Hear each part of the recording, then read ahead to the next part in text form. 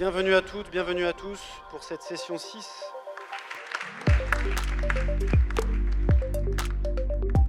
Alors après 10 mois de parcours, j'ai pris conscience que le changement ne passe pas que par la tête, mais aussi par le cœur et par le corps. Et c'est la somme de ces trois éléments qui nous permettent de mettre en mouvement.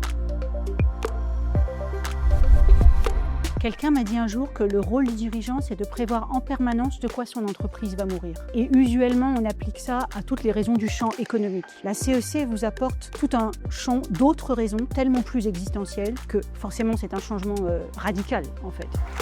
Concrètement, on va mettre plusieurs actions en place. Deux illustrations. La première, c'est renoncer en arrêtant de construire sur les terres agricoles, même quand on le peut. Et deuxièmement, c'est arrêter de démolir en visant plus de 50% de notre production en requalification des actifs existants pour les transformer.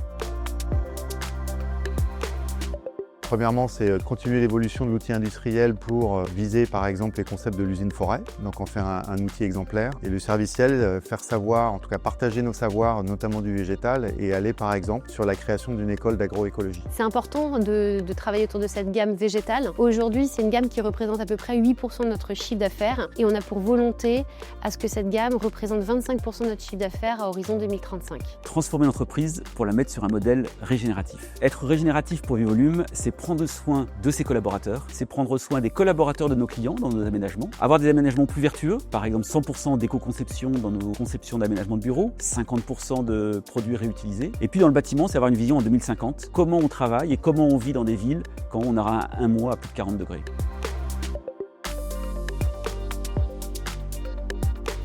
C'est ambitieux. C'est ça dont on a besoin parce que c'est ce qui nous permet d'aller plus loin, plus vite et d'embarquer tout le monde. Avec des problématiques de biodiversité et de ressources, il fallait, pour pouvoir exister demain, qu'on ait une phase de renoncement. Renoncement aux produits qu'on a habituellement travaillés et notamment en développant toute cette nouvelle gamme végétale. Adhère à ce parcours parce que c'est quand même le seul moyen pour faire évoluer nos entreprises, les rendre plus robustes dans un monde chaotique qui bouge. D'être dans ce collectif, ça permet aussi d'avoir des réflexions sur le monde de demain et la façon dont on doit aussi diriger son entreprise pour qu'elle puisse être résiliente et encore présente dans les futures années. Ça apporte à ma boîte plusieurs choses. D'abord, une vraie vision concrète à long terme. C'est une boîte familiale chez nous, on pense pour les générations qui viennent et c'est important. Faire ce parcours a été une des meilleures décisions que j'ai pu prendre. Grâce aux outils, grâce à la méthode, grâce à la cadence, grâce au collectif, on a construit une feuille de route bien plus ambitieuse que ce que nous aurions fait par nous-mêmes. Il y a un avant et un après la CEC. Vas-y, tu ne seras pas déçu.